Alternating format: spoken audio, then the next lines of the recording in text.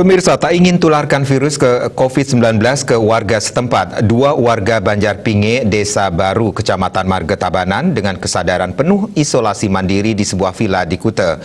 Terlebih di Desa Baru Marga masih minim penularan COVID-19.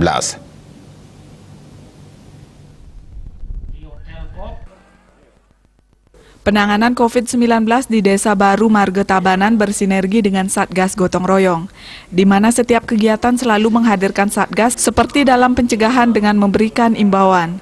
Desa Baru hingga saat ini minim kasus terkonfirmasi COVID-19. Menurut perbekal Desa Baru Imade Suwarjana, kesolidan tim Desa Baru mengakibatkan minimnya kasus COVID-19, sehingga masyarakat lebih nyaman dalam berinteraksi satu dan lainnya. Namun tetap waspada dan mentaati protokol kesehatan. Diungkapkan per tanggal 18 Agustus 2021, hanya terdapat 2 kasus di Banjar Dinas Pinge, bahkan warga tersebut dengan kesadaran sendiri mengisolasi diri di sebuah vila di kawasan Kuta. Kalau di Desa Baru, per tanggal 18 Agustus 2021 ini ada 2 kasus, yaitu warga kami yang dari Banjar Dinas Pinge.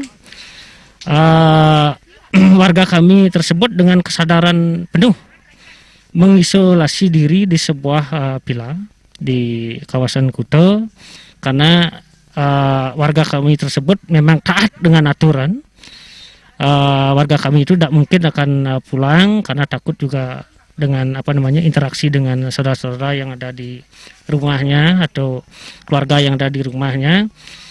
Warga kami kebanyakan dari imbauan kami, sehingga sekarang sudah muncul mulai kesadaran dengan disiplin melaksanakan prokes itu. Guna memutus penyebaran pandemi COVID-19, masyarakat diharapkan jangan kendor untuk tetap menerapkan protokol kesehatan Prokes 6M, pola hidup sehat bebas COVID-19, yakni memakai masker, menjaga jarak, mencuci tangan, mengurangi bepergian, meningkatkan imun tubuh, dan mentaati aturan-aturan pencegahan COVID-19. Indrawan, Bali TV.